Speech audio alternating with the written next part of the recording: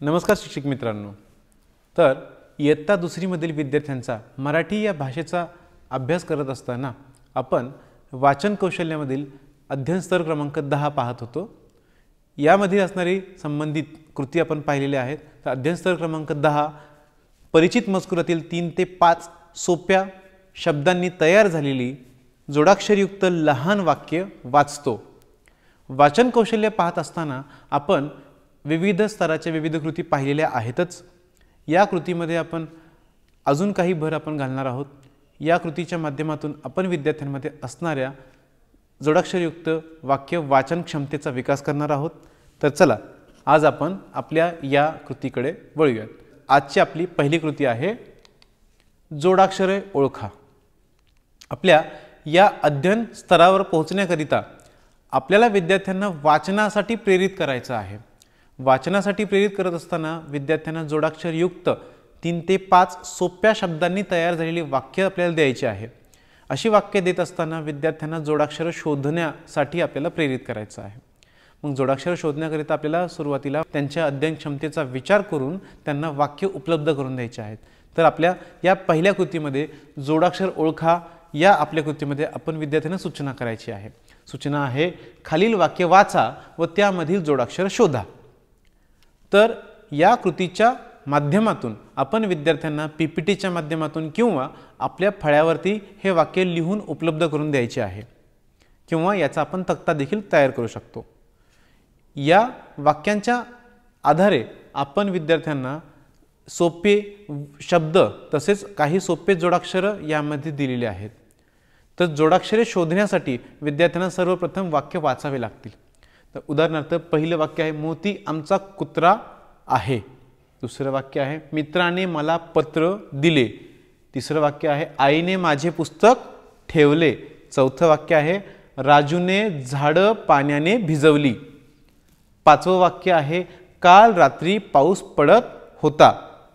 सहावं वाक्य आहे रमेश रेल्वेने मुंबईला गेला। सातवं वाक्य आहे मामाने मला घड्याळ दिले। आठवं आहे श्यामने चित्र रंगवले। नववं माळीने बाग स्वच्छ केली। आणि 10वं वाक्य आहे ताईने ठिपक्यांची रांगोळी काढली। हे आपण 10 वाक्य दिले। त्यांच्या परिचित मजकुरापैकीच हे वाक्य आहेत जे आपण दैनंदिन जीवनामध्ये जे वाक्य वापरतो हेच वाक्य आपण त्यामध्ये विद्यार्थ्यांना दिलेली आहेत किंवा द्यावयाची आहेत। हे वाक्य दिल्यानंतर विद्यार्थी वाचण्याचा प्रयत्न करतील व त्याच्यामध्ये असणारी जोडाक्षरे शोधतील आणि आपल्याला सांगतील की उदाहरणार्थ पहिलं वाक्य काय आहे मोती आमचा कुत्रा आहे। हे पूर्ण वाक्य वाचतील, त्या वाक्याकडे निरीक्षणाने पाहतील, त्याचं वाक्याचं निरीक्षण करतील। वाक्याचं निरीक्षण केल्यामुळे ते सांगतील की मोती आमचा कुत्रा आहे व आपण त्याला अधोरेखित करूयात। या ठिकाणी मोती आमचा कुत्रा आहे पहिल्या वाक्यामध्ये कुत्रा हे जोडाक्षर आहे। दुसरे वाक्य मित्राने मला पत्र दिले। तर विद्यार्थी आपल्याला सांगतील की या वाक्यामध्ये 2 जोडाक्षर आहेत। कोणकोणते? मित्राने पत्र। मग याच्यातून आपल्याला साध्य जे करायचं होतं की विद्यार्थ्यांनी वाक्य वाचावे व जोडाक्षर शोधावे। तिसरं आईने माझे पुस्तक ठेवले। पुस्तक याला आपण अधोरेखित करायचं आहे। जे आपण विद्यार्थ्यांना उपलब्ध करून दिलेले वाक्य आहेत त्यामध्ये आपल्याला अधोरेखित करायचं आहे जेणेकरून विद्यार्थ्यांचं त्या ठिकाणी अवधान केंद्रित होईल व त्यांच्याकडून आपल्याला प्राप्त उत्तर आपण त्या ठिकाणी विद्यार्थ्यांना केल्यामुळे त्यांच्यामध्ये आत्मविश्वास देखील निर्माण होतो। चौथं वाक्य आहे राजूने झाडं पाण्याने भिजवली। पाण्याने हे जोडाक्षर आहे। पाचवं वाक्य आहे काल रात्री पाऊस पडत होता। यामध्ये रात्री हे जोडाक्षर आहे। सहावं वाक्य आहे रमेश रेल्वेने मुंबईला गेला। रेल्वे हे जोडाक्षर आहे। सातवं वाक्य आहे मामाने मला घड्याळ दिले। घड्याळ हे जोडाक्षर आहे। आठवं वाक्य आहे श्यामने चित्र रंगवले। मग यामध्ये 2 जोडाक्षर आहेत। 3च शब्दांचं हे वाक्य आहे परंतु 2 जोडाक्षर याच्यामध्ये आलेले आहेत। श्यामने चित्र। 9वं माळीने बाग स्वच्छ केली। स्वच्छ हे जोडाक्षर आहे। 10वं ताईने ठिपक्यांची रांगोळी काढली। ठिपक्यांची हे जोडाक्षर आहेत।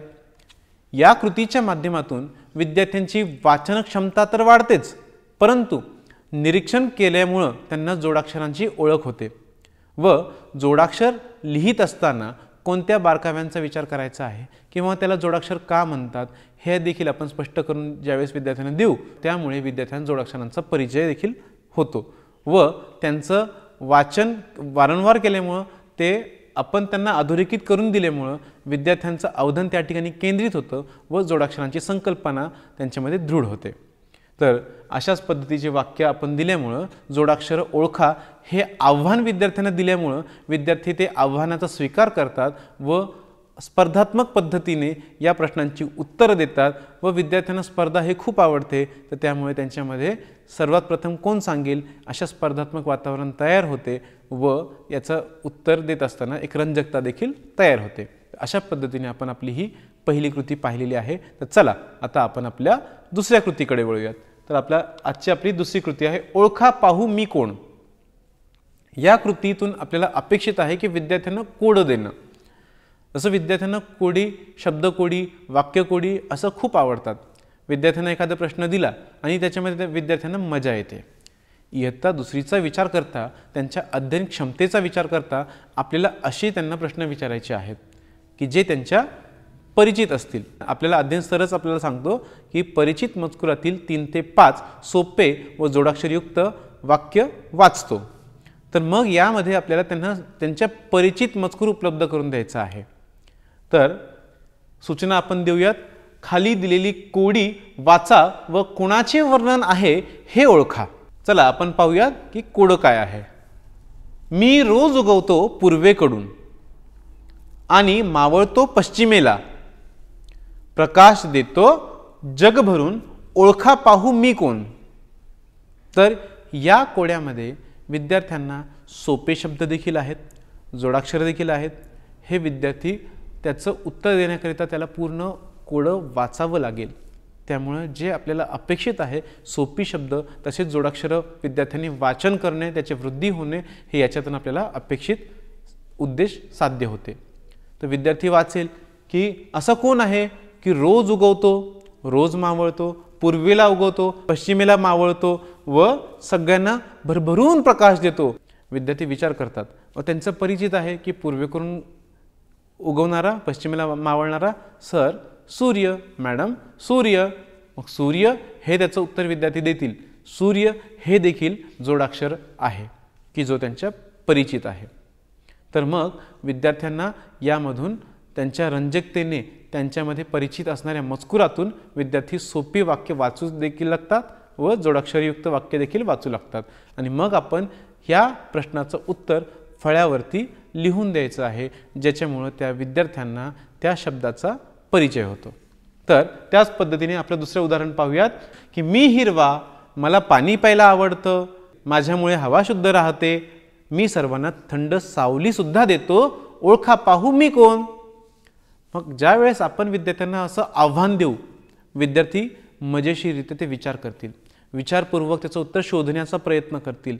असा कोण आहे की जो हिरवा आहे, की जो थंड हवा देतो, जो सावली देतो आणि ज्याच्यामुळे हवा शुद्ध राहते, असा कोण आहे? तर विद्यार्थी आपल्याला उत्तर देतील असं कोण आहे? झाड आहे।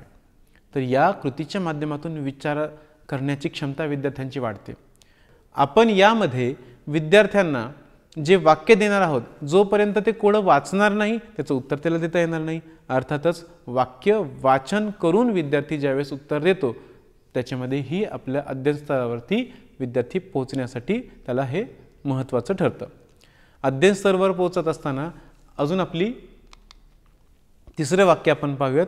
मी धावतो रुळांवरून, लोकांना नेतो दूरवरून, आवाज करतो झुकझुक झुकझुक, ओळखा पाहू मी कोण।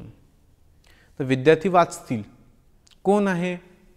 मी धावतो रुळांवरून, लोकांना नेतो दूरवरून, आवाज करतो झुकझुक झुकझुक। मग असा कोण आहे झुकझुक झुक? त्यांनी लहानपणी कविताच्या माध्यमातून असे ना किंवा वेगवेगळ्या त्यांच्या प्रवास केलेल्या अनुभवांवरून विद्यार्थी सांगतील की झुकझुक आवाज कोणाचा येतो? रेल्वेचा येतो। तर याचं उत्तर आहे रेल्वे। तर विद्यार्थी अशा पद्धतीने आपल्याला त्यांचे उत्तर देतील। आपण हे फळ्यावरती किंवा पीपीटीच्या माध्यमातून दाखवत असाल तर त्याचं उत्तर आपल्याला त्यांना उपलब्ध करून द्यायचं आहे व हे जोडाक्षर विद्यार्थ्यांना रेल्वे लिहून द्यायचं आहे। यामध्ये विद्यार्थ्यांचे नवीन नवीन ओळख वाक्यांची तर होणारच आहे, परंतु शब्दांचं लेखन कसं आहे, वाचन कसं आहे हे या माध्यमातून विद्यार्थ्यांना समजणार आहे। वाक्य वाचत असताना कोणत्या पद्धतीने विद्यार्थी आपला प्रतिसाद देतो हे देखील आपल्याला याच्यामधून लक्षात येते। खरे की खोटे ओळखा।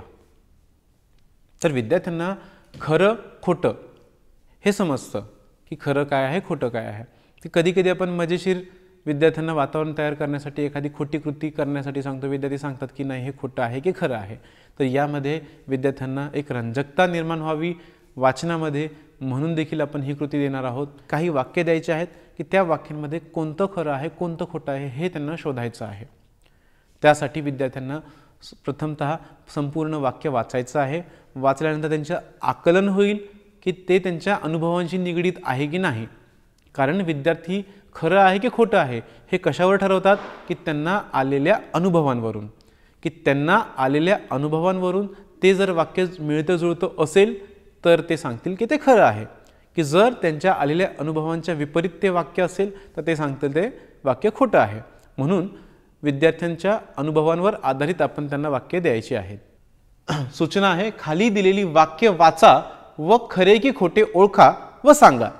आता विद्यार्थी वाक्य वाचतील, मग खरं आहे की खोटं आहे हे पाहून सांगतील। पहिलं वाक्य आहे, गाईच्या पिल्लाला वासरू म्हणतात। दुसरं वाक्य आहे, सूर्योदय पूर्वेला होतो।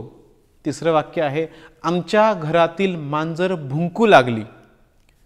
चौथं वाक्य आहे, काल रात्री सूर्योदय झाला।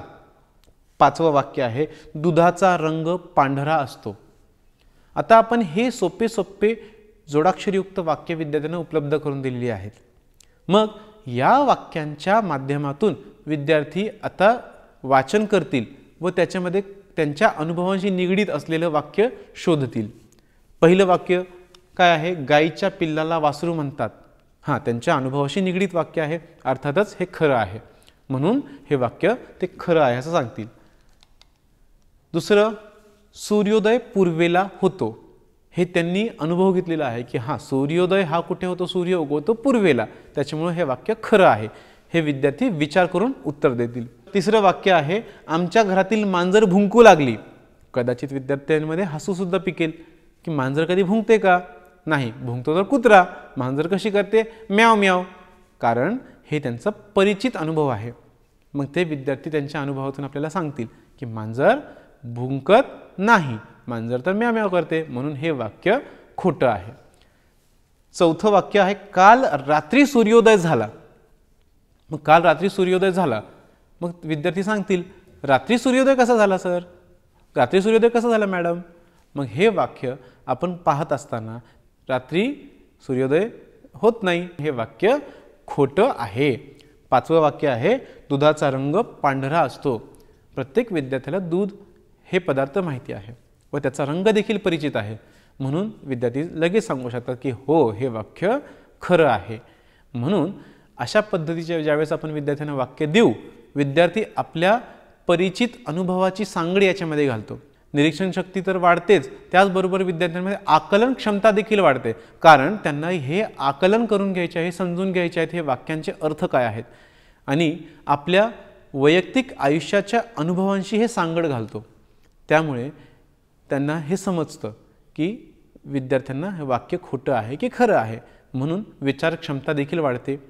मग या अशा कृतीमुळे स्पर्धात्मक वातावरण तयार होते। एखाद्याने खोटं उत्तर खरं सांगितलं किंवा स्पर्धात्मक वातावरण ज्यावेळेस तयार होते, एखाद्याचं उत्तर चुकलं तर विद्यार्थ्यांमध्ये एक कुतूहल निर्माण होते व हसू सुद्धा येते। मनोरंजक पद्धतीने देखील आपण ही कृती करू शकतो।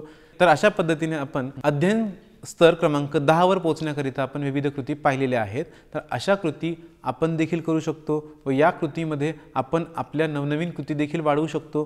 फक्त या कृती करत असताना विद्यार्थ्यांच्या क्षमतांचा विचार करून आपण विद्यार्थ्यांचा हा अध्ययन स्तर वाढवू शकतो। धन्यवाद।